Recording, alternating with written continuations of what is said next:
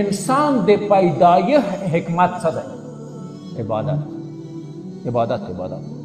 دا مقصود اصلی دی د انسانیت نه. او د قدرت څه دی؟ پاچاهي سیاست دا وسیله ده دپاره د اقامې د عبادت. اوس امارت راغی که نه، امر بالمعروف راغلی، منځونه راغلل، اسلام راغی، مدرسې راغلی، دا شوله که نه؟ د حکومت مقصود دی که عبادت؟ عبادت مقصود دی. حکومت دپاره د تطبیق د عباداتو وسیله ده. دا د اهل سنه والجماعت عقیده ده. دلیل یې دغه د قرآن آیات دی. ان مکناهم فی الارض اقاموا الصلاة وآتوا الزکاة وامروا بالمعروف. زده م شوله؟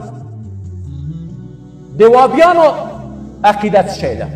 دغو عقیده څه خلې ده؟ د غیر مقلدینو څه وایي؟ وګورئ وی مقصود د انسان د پیدایښت نه سیاست ده. چې دوی وایي خلافت اسلامي، د خلافت اسلامي چیغې چې وایي د انسان د پیدایښت نه مقصود خلافت او سیاست دی. عبادت ورته وسیله ده. عبادت موږ ځکه کوو چې څه شي ته ورسو؟ چې خلافت ته ورسو.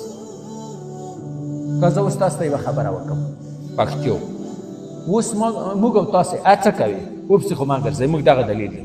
دا موضوع که ټوله څېړم د دی دلایل او وایي وخت وروسته په اصل مسله مې تاسو پوه کوي. اوس زه یوه خبره درته کوم. اوس موږ چې د حکومت نیولی امارات، نو موږ به په د حکومت ترقي په څه شي راځي؟ چې د الله دین قایم کړو، دیني ترقي وکړو.